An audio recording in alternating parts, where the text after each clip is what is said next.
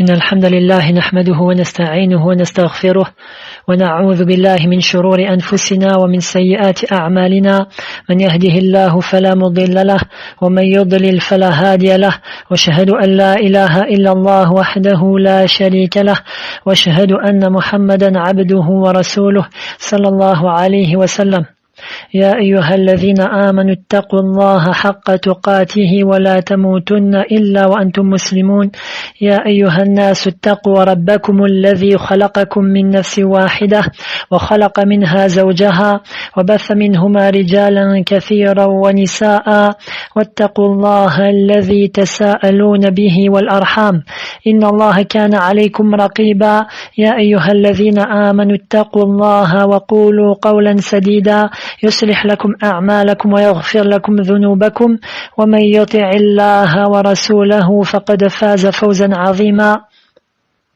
أما بعد فإن أحسن الحديث كتاب الله وخير الهدي هدي محمد صلى الله عليه وسلم شر الأمور محدثاتها وكل محدثة بدعة وكل بدعة ضلالة وكل ضلالة في النار.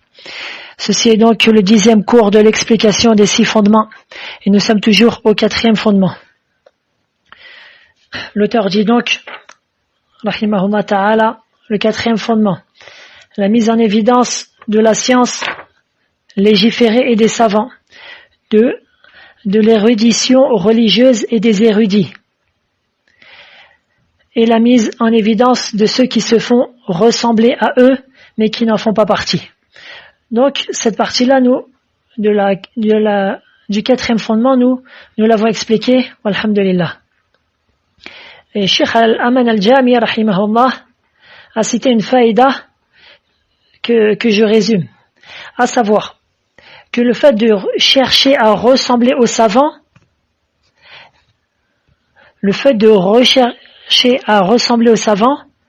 ceci est de 2 sortes. La première, c'est le fait de se faire passer pour eux, en empruntant la façon dont ils sont appelés. Par exemple, alim, savant, ou allama, grand savant, ou d'autres prétentions, comme j'ai pu déjà l'expliquer dans les 2 cours précédents, et ceci est donc une chose péjorative.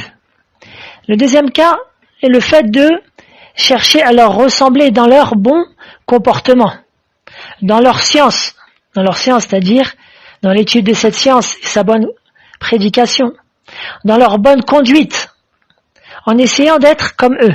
Ceci est une chose louable et bénéfique. Comme dit le poète, قال الشاعر فتشبهوا إن لم تكونوا مثلهم إن تشبه بالرجال فلاح.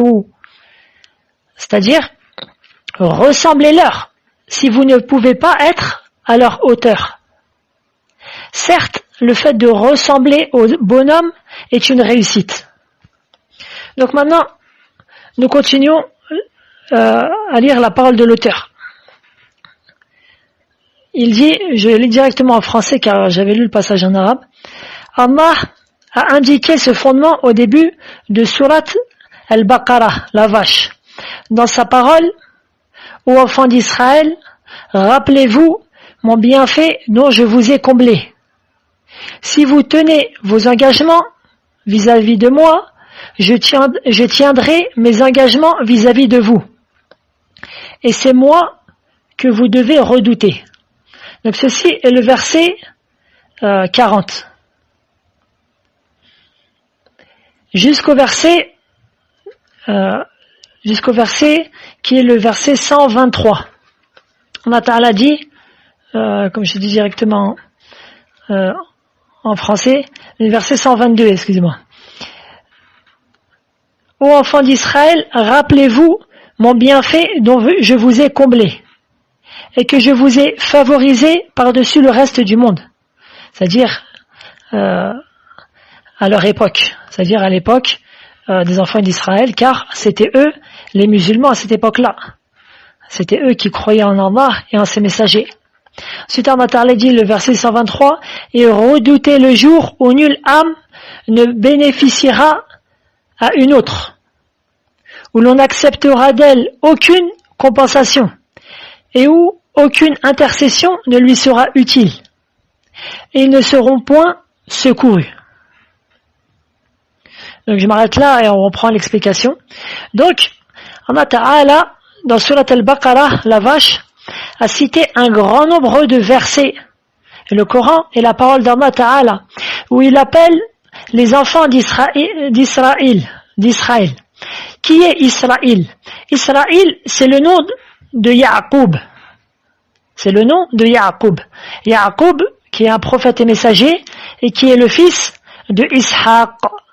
Ishaq, le aussi, est donc un prophète et messager, et Ishaq, c'est un des enfants d'Ibrahim, alayhim as-salatu was-salam. Donc, Allah Ta'ala a débuté le verset 40. Et il a continué à leur parler, c'est-à-dire à les appeler jusqu'au verset 123. Soit 83 versets. Sur 83 versets. Et il ne nous est pas possible d'expliquer tous ces versets-là dans l'explication de ce livre. Car ceci prendrait beaucoup trop de temps et nous nous limiterons à dire ceci, à savoir que l'auteur a cité cela selon une grande sagesse. Car à travers ces versets, Allah Ta'ala nous montre l'importance de la science légiférée et l'obligation d'accepter le livre d'Allah qu'il a fait descendre sur son noble messager, d'y croire et de le mettre en application, et l'obligation d'accepter son messager et la guider avec laquelle il a été envoyé. De même l'obligation d'accomplir la prière et de donner la zakat, l'aumône. Allah a cité un très grand nombre de ses bienfaits qui indiquent l'obligation de le remercier. Et comme j'ai dit dans l'explication des Qawaid al-Arba, les quatre règles, le remerciement a trois piliers. Vous pouvez retrouver le cours sur le canal. Bref, Allah a annoncé la bonne nouvelle à ceux qui croient en son livre et son messager et accomplissent les bonnes actions. De plus, qu'Allah a mis en garde ses serviteurs du châtiment qu'attendent ceux qui mécroient.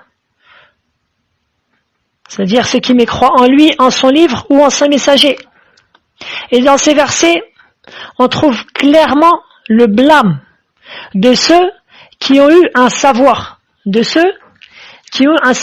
mais qui l'ont caché. Comme par exemple, dans la parole d'Allah Tabarak wa Ta'ala, dans le verset numéro 76. Allah Ta'ala dit وَإِذَا لَقُوا الَّذِينَ آمَنُوا قَالُوا آمَنَّا وَإِذَا خَلَا بَعْضُهُمْ إِلَى بَعْضٍ قَالُوا أَتُحَدِّثُونَهُمْ بِمَا فَتَحَ اللَّهُ عَلَيْكُمْ لِيُحَاجُّوكُمْ بِهِ عِنْدَ رَبِّكُمْ أَفَلَا تَعْقِلُونَ. Donc Allah Ta'ala, à travers ce verset, a blâmé ceux qui ont un savoir et qui l'ont caché. Dans le sens du verset, et quand ils rencontrent les croyants, ils disent « Nous croyons ».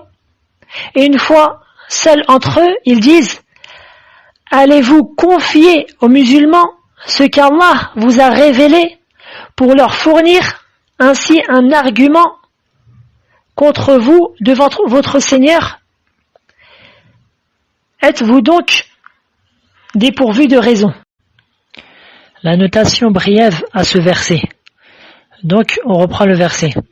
Et quand ils rencontrent les croyants, ils disent. Donc, Ibn Abbas, radiallahu anhuma, comme l'a rapporté Al-Hafidh Ibn Kathir, dit, ou plutôt nous apprend que c'est le cas des hypocrites. Les hypocrites qui sont en fait des juifs. C'est-à-dire que les juifs qui, au temps du prophète sallallahu alayhi wa sallam, se faisaient passer pour des croyants. Lorsqu'ils rencontraient les compagnons de Mohammed sallallahu alayhi wa sallam, ils disaient « Nous croyons ». Ensuite, dans le verset, on reprend « Et une fois seuls entre eux, ils disent « Allez-vous leur confier ce qu'Allah vous a révélé pour leur fournir ainsi un argument contre vous devant votre Seigneur? Êtes-vous donc dépourvus de raison? Donc, ils disent, allez-vous leur confier ce qu'Allah vous a révélé pour leur fournir, etc. Donc, Abu al-Aliya, il dit, dans l'explication de ce passage, que ce qui est voulu est, allez-vous leur confier ce qu'Allah vous a révélé, c'est-à-dire de ce qu'Allah tabaraka wa ta'ala vous a révélé dans votre livre, c'est-à-dire ici la Torah, comme description de Mohammed sallallahu alayhi wa sallam. Je reprends, allez-vous leur confier ce qu'Allah vous a révélé, c'est-à-dire de ce qu'Allah vous a révélé dans votre livre, qui est la Torah, comme description de Mohammed sallallahu alayhi wa sallam. Fin de citation. Et en effet, comme Allah Ta'ala nous l'apprend dans Surat Al-A'raf, le verset 157, الرسول النبي الأمي الذي يجدونه مكتوبا عندهم في التوراة والإنجيل. La traduction du verset, le prophète, ou plutôt le messager, le prophète illettré, qu'ils trouvent écrit, c'est-à-dire mentionné, chez eux, dans la Torah et l'Évangile. Ainsi, notre prophète Mohammed, sallallahu alayhi wa sallam, est mentionné dans leur livre. Et comme Allah Ta'ala nous le dit à 2 reprises dans le Coran, dans Surat Al-Baqarah et dans Surat Al-An'am, الذين آتيناهم الكتاب يعرفونه كما يعرفون أبناءهم. Et à la fin du verset dans Surat Al-Baqarah, Allah Ta'ala dit وَإِنَّ فَرِيقًا مِّنْهُمْ لَيَكْتُمُونَ الْحَقَّ وَهُمْ يَعْلَمُونَ. Donc, le verset, c'est le verset 146 de Surat Al-Baqarah, la vache. Ceux à qui nous avons donné le livre le reconnaissent, comme ils reconnaissent leur enfant. Or, une partie d'entre eux cache la vérité alors qu'ils la savent. Subhanallah. Ceux à qui nous avons donné le livre le reconnaissent comme ils reconnaissent leur enfant. C'est pour ça que certains, même si c'est une minorité, comme Abdullah ibn Salam, radiyallahu anhu, qui était un grand, c'est-à-dire une des têtes des Juifs à Médine. C'est-à-dire, c'était ce qu'on appelle min al-ahbar, c'est-à-dire il faisait partie des savants, ce qu'on appelle des savants rabbins, c'est-à-dire il faisait partie des savants parmi eux. Il n'a pas eu du mal à embrasser l'islam. À peine le prophète sallallahu alayhi wa sallam est arrivé à Médine et il a accepté l'islam car il a voulu la vérité pour sa propre personne. Et j'ai pu entendre Cheikh Abdurrahman al-Ajlan rahmatullah alayh dire, c'est un récit que j'ai pas lu dans un livre, mais j'ai entendu de sa bouche dire que Abdullah ibn Salam radiyallahu anhu a dit, c'est-à-dire a dit, et bon, on relit le verset pour bien comprendre, ceux qui nous avons donné le livre le reconnaissent comme ils reconnaissent leur enfant. Il dit, quant au prophète, j'ai une certitude que c'est bien le messager d'Allah. Tandis que mes enfants, je ne suis pas sûr, c'est-à-dire je ne suis pas sûr c'est-à-dire ma adri ma sana'at ummuhum, c'est-à-dire je ne sais pas qu'est-ce qu'a fabriqué leur mère. C'est-à-dire il nous dit que il a une plus grande certitude que le prophète Mohammed sallallahu alayhi wa sallam est bel et bien le messager d'Allah et son prophète que ses enfants sont ses enfants.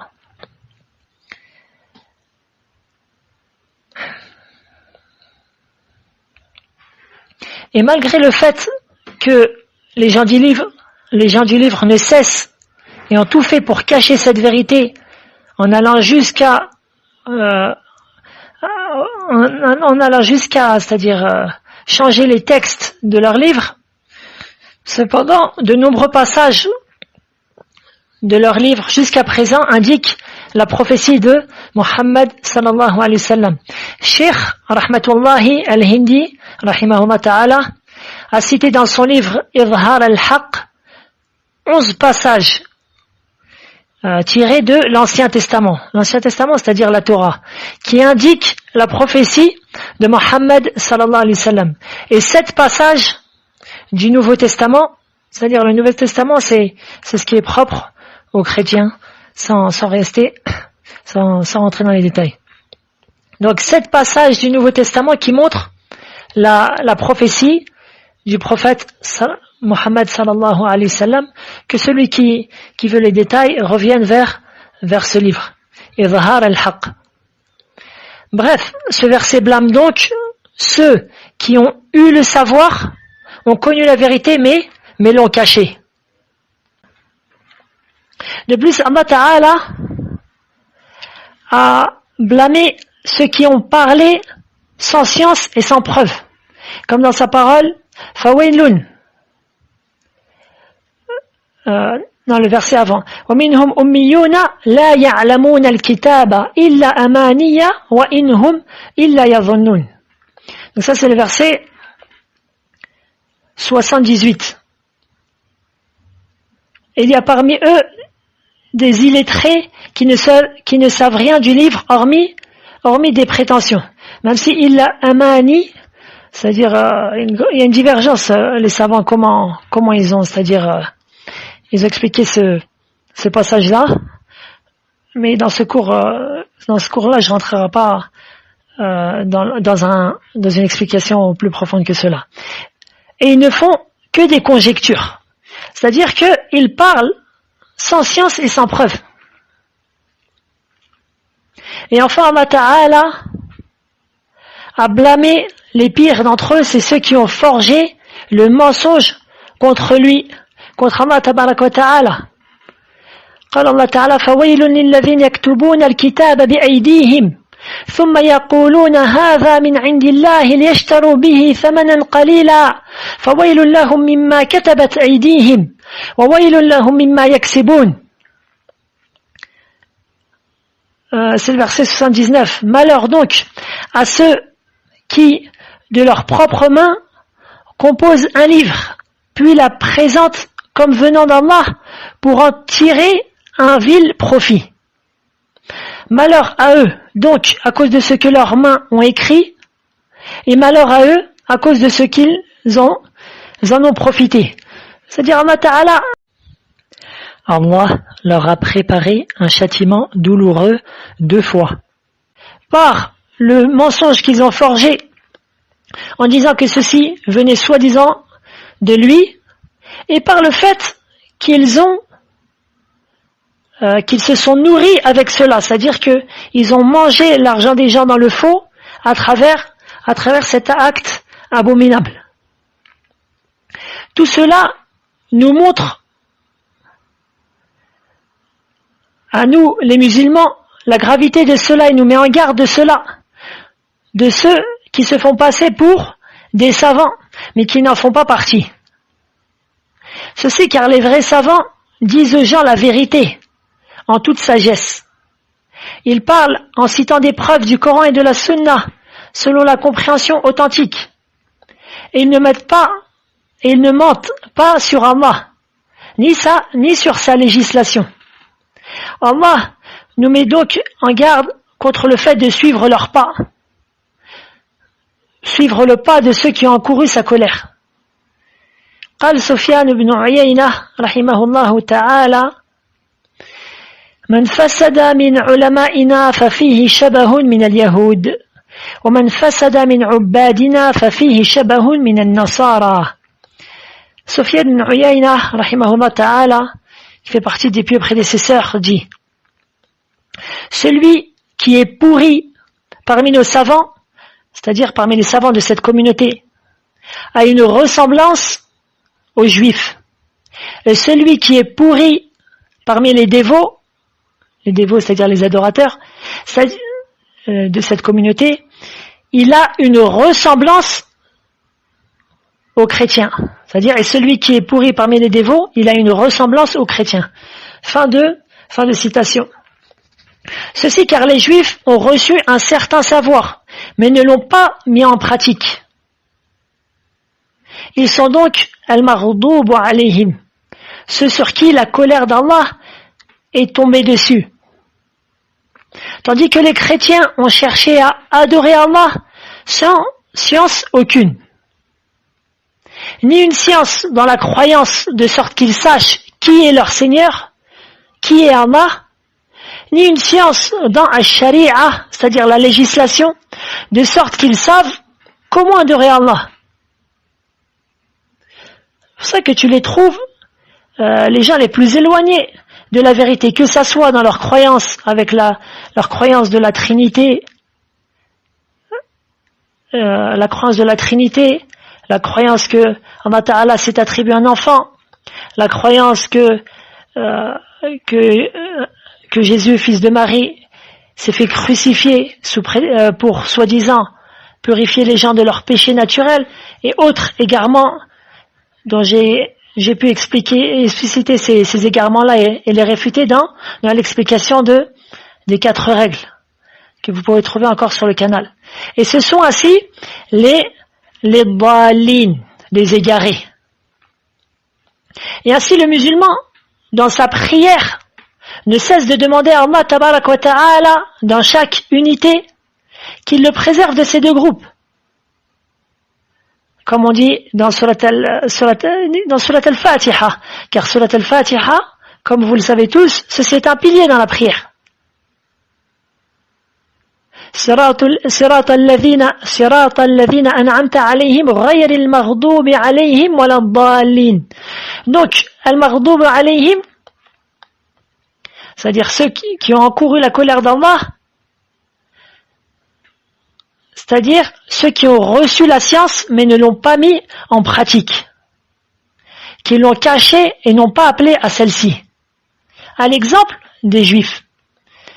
Wala dhalin, ni des égarés, ceux qui ont adoré Allah sans science, qui ont cru à Allah sans science, et ont appelé à ceux qui n'ont aucun fondement ni aucune preuve. Et ainsi, on demande à Allah Ta'ala de nous préserver de ces 2 groupes. Nas'alallaha as-salamata wal afiyah. L'auteur dit ensuite, ce principe est d'autant plus net que la sunna apporte les explications claires, même aux plus simples d'esprit des gens du commun. L'explication. J'ai cité avant cela un certain nombre de hadiths et j'en ajouterai un seul qui nous montre la supériorité du savant et vis-à-vis du dévot.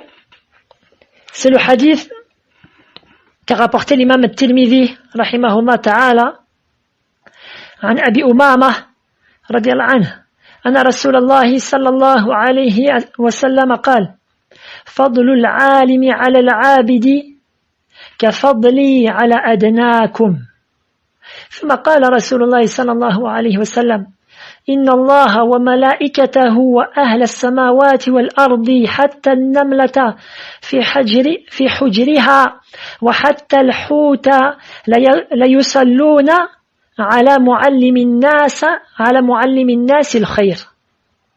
حسنه الترمذي.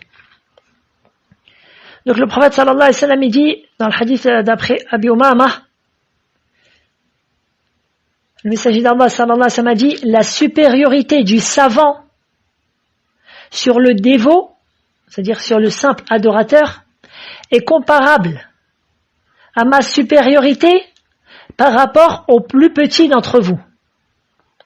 C'est-à-dire que autant qu'il y a une énorme différence entre le statut du prophète sallallahu alayhi wa sallam et le plus petit de ses compagnons, eh bien, il y a une énorme différence entre le statut du savant et du simple adorateur. Simple adorateur, c'est celui qui ne s'occupe que de lui. Il prie, il jeûne, mais il n'a pas, c'est-à-dire il n'a pas un grand savoir dans dans la religion.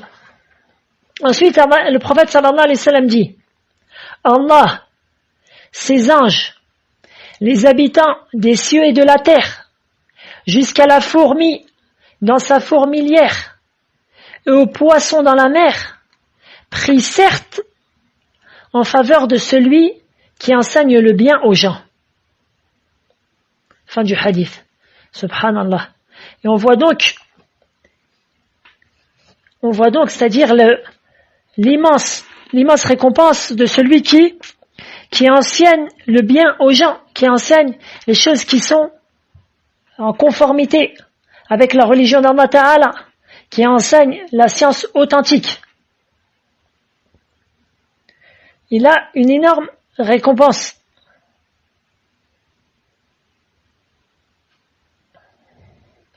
Il a une énorme récompense. Et ceci nous montre que, c'est-à-dire ce hadith nous montre aussi que le savant, parmi ses vertus, et le fait que justement il prêche les gens, il enseigne les gens. Et c'est ainsi que le prophète sallallahu alayhi wa sallam, au début du hadith, il a cité la supériorité du savant au dévot, puis il a, après cela, cité le mérite d'enseigner le bien aux gens. نسأل الله تبارك وتعالى من فضله العظيم. Ensuite, l'auteur dit, il arriva par la suite que cela devint une chose des plus étranges, au point où la science et l'érudition religieuse est considérée comme l'innovation et l'égarement. Le mieux qui émane de eux est de dissimuler le faux sous l'apparence de la vérité. Et ce que vient de citer l'auteur a été cité dans les versets précités, c'est-à-dire dans Surat al-Baqarah, les versets précités.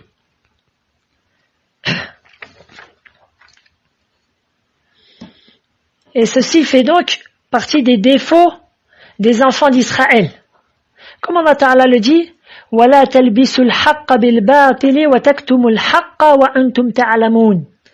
Dans Surat al-Baqarah, le verset 42. Allah Ta'ala dit, et ne mêlez pas le faux à la vérité. Ne cachez pas sciemment la vérité.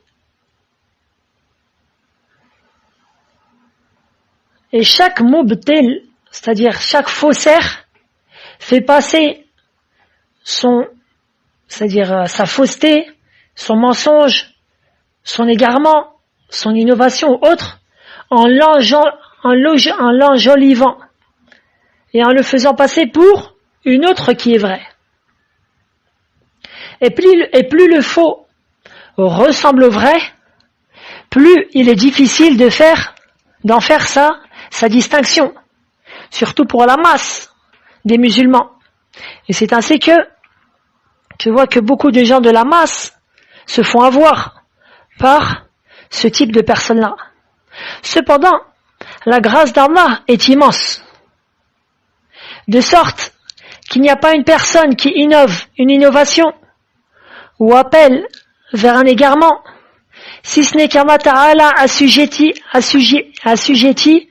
un autre pour éclaircir aux gens ses erreurs et ses égarements, afin que celui qui veut la guider la voie clairement devant lui, et celui qui préfère l'égarement ne se lamentera, ou plutôt ne lamentera que sa propre personne.